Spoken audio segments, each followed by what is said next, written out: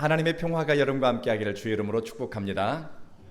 오늘은 부활 신앙과 소망이라는 제목으로 말씀을 전하겠습니다. 우리 앞뒤 좌우로 예수님이 부활하셨습니다. 예수님의 부활을 축하합니다. 인사 나누시겠습니다.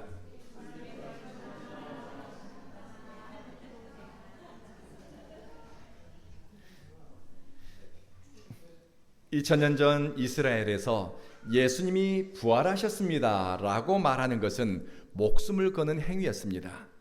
그러나 부활하신 예수님을 하나님의 아들로 또 우리를 죄에서 구원할 자로 믿어 생명을 얻게 된 사람들은 생명의 위협, 고난과 협박에도 불구하고 그들은 침묵하지 않았습니다. 예수 부활은 삶과 죽음을 대하는 그리스도인의 태도에 영향을 미칩니다. 예수 이름의 능력으로 살고 부활 예수에 대한 믿음으로 살아가니 살아갈 날들을 예수를 위해 살고 또 죽음 앞에서도 소망으로 말하고 선택하게 됩니다. 요한복음 20장은 예수님의 죽음을 목격한 제자들의 반응과 또 당시 분위기를 짐작하게 할 수 있습니다. 예수님의 십자가 죽음을 목격한 제자들은 모두 집 안으로 들어가 문을 걸어 잠궜습니다. 세상과 이웃으로부터 자신들을 고립시켰습니다. 제자들은 예수님을 십자가에 못 박아 죽이는 모습에서 사망의 권세를 보았습니다. 그리고 분노와 적개심에 선동된 대중이 얼마나 무서운 일을 할 수 있는지도 똑똑히 보았습니다. 죽음의 공포, 살기 등등한 공동체에 대한 두려움이 제자들을 사로잡았습니다. 그런데 이런 숨막히는 상황을 깨뜨린 것은 부활하신 예수님의 방문이었습니다.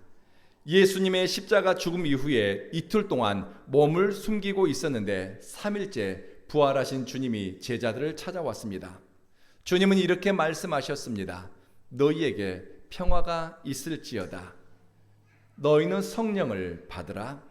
너희가 누구의 죄든 용서해 주면 그 죄가 용서될 것이다. 부활하신 예수님이 제자들을 위해 가장 먼저 빌어준 복은 평화였습니다.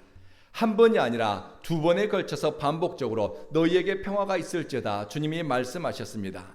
성경에서 반복되어진 표현과 구절은 그만큼 중요하다는 것입니다. 불안한 심령, 두려움에 사로잡힌 제자들의 실존을 주님은 정확하게 알고 계셨습니다. 얼마나 무서운지, 얼마나 두려운 밤을 지냈는지 평화가 깨진 그들의 현실을 주님은 알고 계셨습니다. 그래서 그들에게 가장 필요한 것을 주님은 말씀하셨습니다. 평화가 너에게 있을지어다. 우리가 사랑하는 예수님은 우리가 구하기 전에 먼저 알고 우리의 처지를 살피고 우리 마음의 중심을 살피는 분입니다. 그 주님께 우리는 기도하고 예수님의 이름으로 구할 수 있습니다. 그리고 주님은 성령을 받으라 말씀하셨습니다. 그리스도인을 온전한 예수님의 제자로 살게 하는 것은 성령님의 도우심입니다. 교회의 역사도 성령 임재와 더불어 시작되었습니다. 그리고 성도가 그리스도의 증인으로 그리스도의 제자로 사는 것도 성령을 통해서입니다. 여러분이 예수님의 제자로 살고 싶습니까? 그리고 거룩한 성도로 하나님의 보배로운 백성으로 살아가고 싶습니까? 하나님의 성령을 통해서 우리의 삶은 성도의 삶, 그리스도의 제자의 삶을 살아갈 수 있습니다. 그러니 우리는 매 순간 내가 성령님의 인도하심을 받고 있는가, 나는 성령의 사람인가를 살피면서 성령 임재를 구하고 또 열망해야 할 것입니다. 하나님의 성령은 구하는 사람에게, 기다리는 사람에게 찾아오시기 때문입니다. 그리고 예수님은 제자들에게 죄 용서에 대한 당부를 하셨습니다. 이때 당시 제자들의 마음속에는 두려움만 있었을까요? 아니요. 사랑하는 예수님을 못 박아 죽인 유대인들에 대한 미움, 적개심, 분노, 원망, 미련, 섭섭하고 미운 감정, 복합적이면서도 파괴적인 감정이 제자들 속에는 응어리처럼 똘똘 뭉쳐져 있었습니다. 그러나 부활 예수의 증인으로 살 사람들은 성령의 사람으로 쓰임받을 사람들에게는 그런 파괴적이고 부정적인 에너지는 걸림돌이 됩니다. 평화의 사람으로 살고 싶습니까? 사랑의 사람으로 살고 싶습니까? 가는 곳마다 그리스도의 증인으로 살고 싶습니까? 미움과 분노를 겹겹이 쌓아놓고서는 우리가 평화를 말하는데, 사랑을 말하는데 어려움을 겪게 됩니다. 용서의 능력, 화해와 평화의 능력이 제자들의 정체성을 유대 사회에서 드러내게 될 것입니다. 부활은 사망의 권세만 깨뜨리는 것이 아니라 우리 내면에 자리 잡은 원망과 미움, 용서하기 싫어하는 머뭇거림, 화해를 가로막는 핑계도 무너뜨립니다. 그래서 성령이 역사하고 부활 예수가 우리 안에서 움직이게 되면 우리는 평화를 만들기 위해서 선택하고 내 자존심이 아니라 주님이 기뻐하는 일을 위해서 우리는 선택하고 그 길로 가게 될 것입니다. 부활하신 예수님을 만나면서 제자들은 삶을 대하는 태도, 영적 지향점에 변화가 생겼습니다. 지금까지는 두려움이 제자들의 생각과 선택, 감정과 계획에 영향을 미쳤습니다. 두려우니 문을 걸어 잠궜고 무서우니 사람들과 나를 단절시켰습니다. 예수님의 부재 때문에 제자들이 마주하게 될 미래가 의문과 무지에 쌓여 있었습니다. 그러나 부활하신 예수님이 평강을 빌며 찾아오자 길을 잃어버린 것 같은 인생들이 길을 찾게 되었습니다. 어둠에 사로잡힌 인생들이 빛을 보게 되었습니다. 그러나 이 은혜와 축복의 자리에 함께하지 못한 사람이 있었습니다. 요한복음은 도마라고 그의 이름을 소개합니다. 도마는 부활하신 예수님을 만났다는 제자들의 이야기를 듣고서 이렇게 말했습니다. 내가 주님 손바닥에 못자국을 보고 내 손가락을 그 못자국에 넣어봐야 믿겠다. 내 손을 주님 옆구리에 넣어보지 않고서는 믿을 수가 없다. 8일이 지난 후 제자들이 함께 모여 있을 때 그곳에 도마도 있었습니다.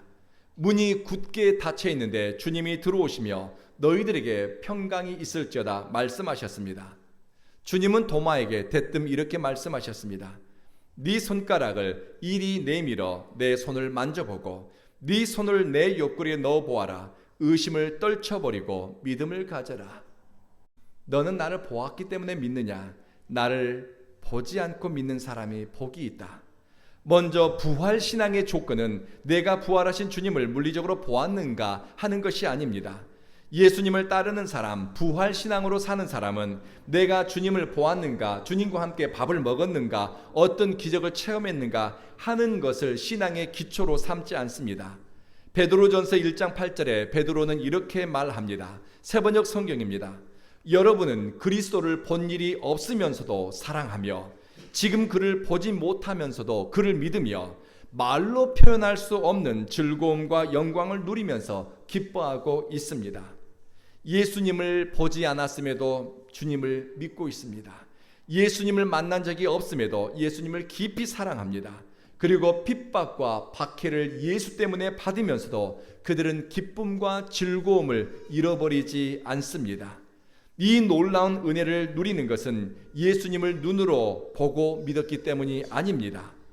독일 성서공회는 도마가 예수님의 부활체를 눈으로 확인해야 믿겠다고 한 구절을 이렇게 해석했습니다. 요한복음을 읽는 사람들은 도마처럼 행동해서는 안 된다. 자기 눈으로 예수님을 보려고 열망하기보다는 부활의 증인들이 전한 증언을 신뢰해야 된다.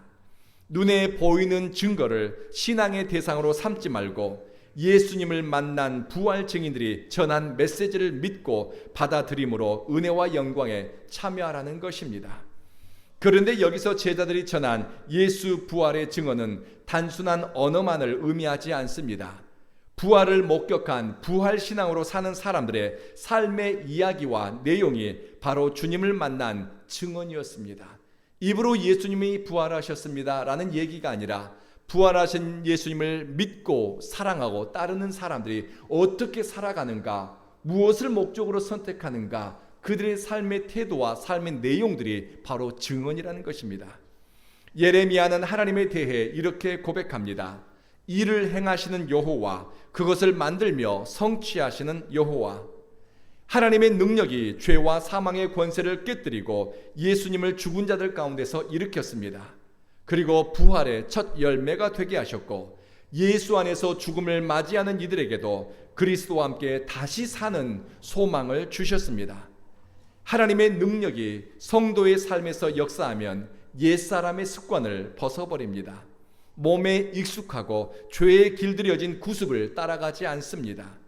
성령이 역사하면은 죄된 행동, 죄된 언어 습관이 불편하게 느껴지고 또 거북스럽습니다.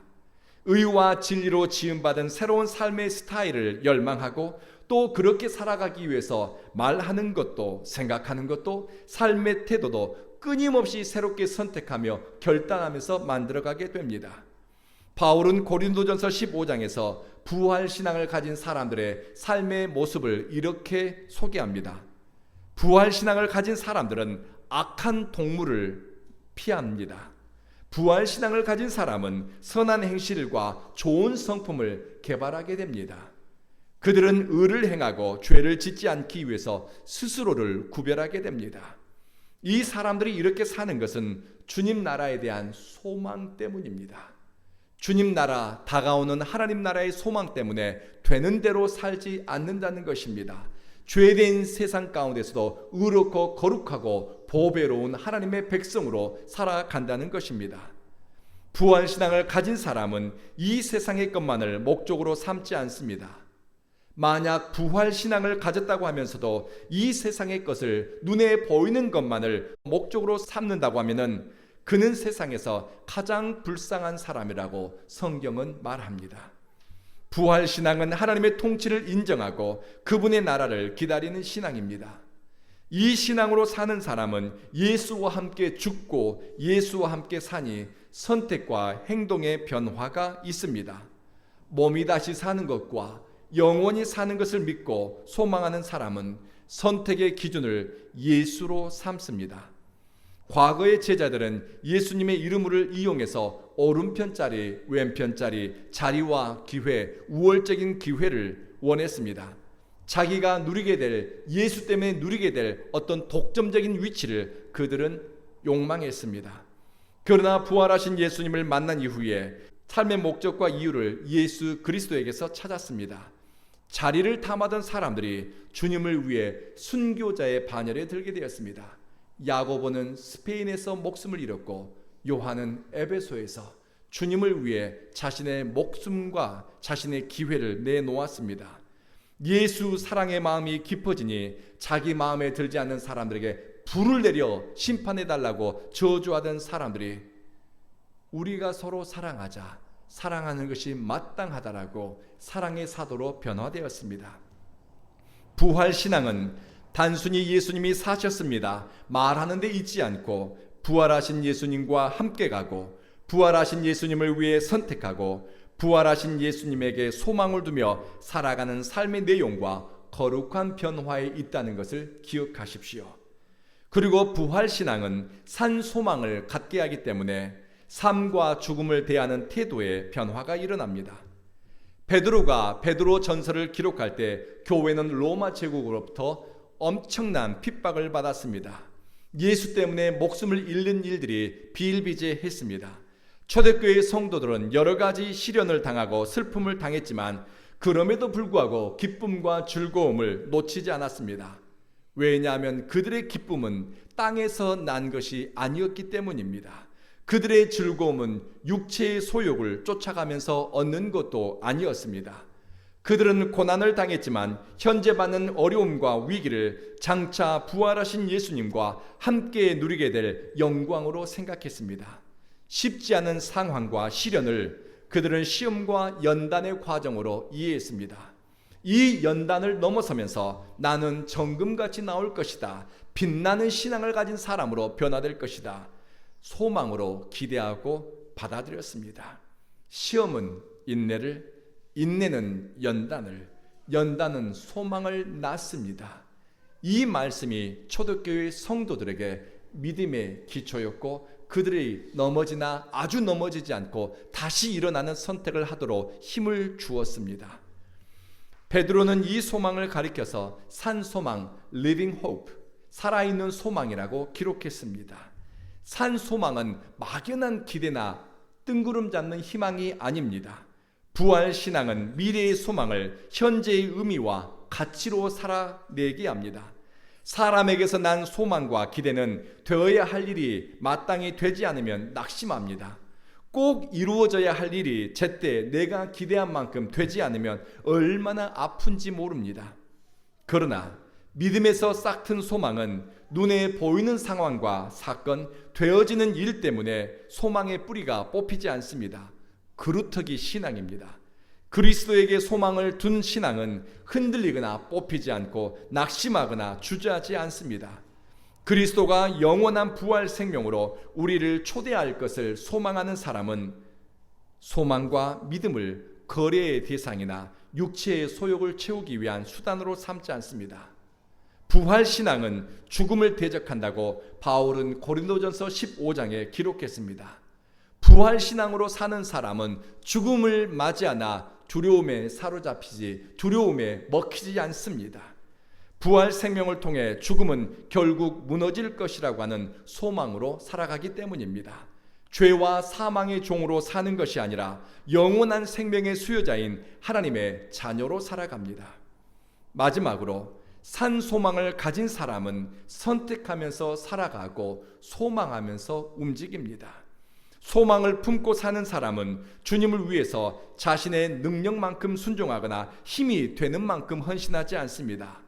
부활 신앙을 가진 사람은 내 안에 예수 생명이 꿈틀대면 그 사람은 그리스도를 위해 살고 싶어지고 자신의 한계와 조건을 뛰어넘는 선택을 합니다. 성령님이 이 일을 이루십니다. 제자들은 예수님이 부활하셨습니다라고 증거하는 일에 목숨을 건 선택이 되는 줄 알면서도 그 길을 선택했습니다. 사도 도마는 2000년 전 복음 전도자로서 당시에는 땅끝으로 여겨졌던 인도로 향했습니다. 인도 첸나이에서 그는 그리스도를 주님이라 증거하다 그 지역을 다스리는 왕에게 창에 찔려 목숨을 잃게 됩니다. 지금도 사도 도마가 기도했던 지하 동굴, 사도 도마가 목숨을 잃었던 언덕에는 그의 신앙과 헌신을 기념하는 작은 예배당이 있습니다. 도마는 후원자도 없고 말도 통하지 않는 것으로 철저히 그리스도의 종으로 보냄을 받았고 순종했습니다.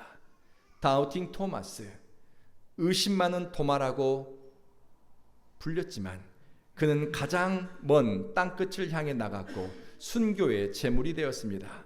오늘날에도 나를 위해 죽어주는 예수의 사랑을 깨닫고 부활 생명의 능력을 믿으면서 물리적 한계, 현실의 조건에 갇히지 않고 주님을 위해 선택하는 사람들이 도처에 있습니다.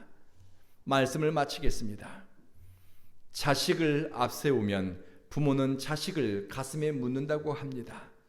자식을 먼저 떠나보내면 부모는 맛있는 것을 먹어도 미안하고 웃고 즐거워하다가도 내가 이래도 되나? 먼저 떠난 자식에게 미안한 생각이 든다고 아들을 먼저 하나님께 보낸 제 어머니가 저에게 들려주었습니다. 제 친구 목사의 딸이 얼마 전 불치병으로 하나님께 돌아갔습니다.